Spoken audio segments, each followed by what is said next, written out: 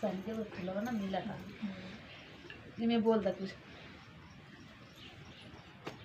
बोला गानों आज लिखे भाई आज लिख के कल गा बोलूँ। हेलो दोस्तों नमस्कार। आज हम तीनों बहनें एक सोहर गीत लेके आए हैं। आप लोग फुल वॉच करके देखिए और कमेंट बॉक्स में आप लोग जरूर बताना हम तीनों बहनें का गीत कैसा लगा। आंगने में आवई मालिनिया रानी से आरज करई रानी से आरज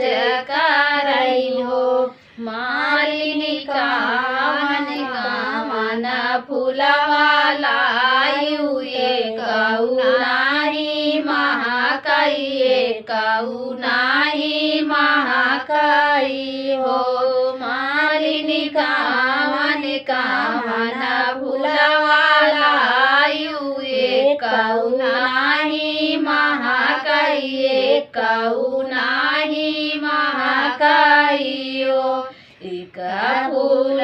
लाए आड़ाउलवा ता दूसरा चमेलिया ता दूसरा चमेलिया हो रानी तोहरे गर्भ श्री रामा यही से नाही महाकई यही से नाही महाकई हो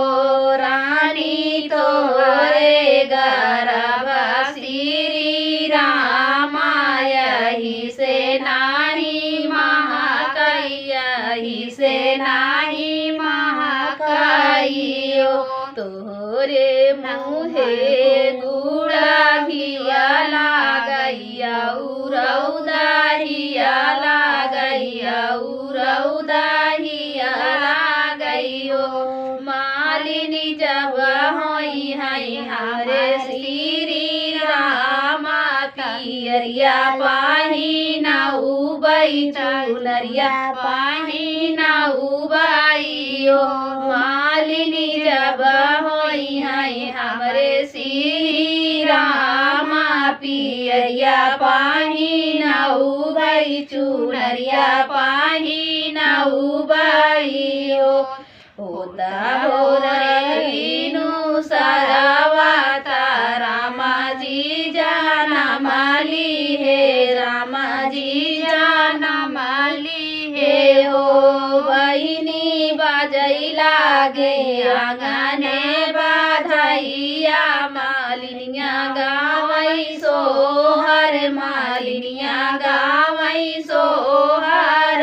हो लाई जा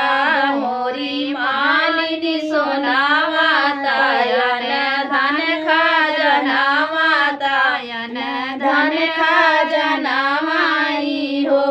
मालिनी लाई जा तुआ मन पियरिया ताया उरऊ चुनैया हो जुग जुग जियई तोरे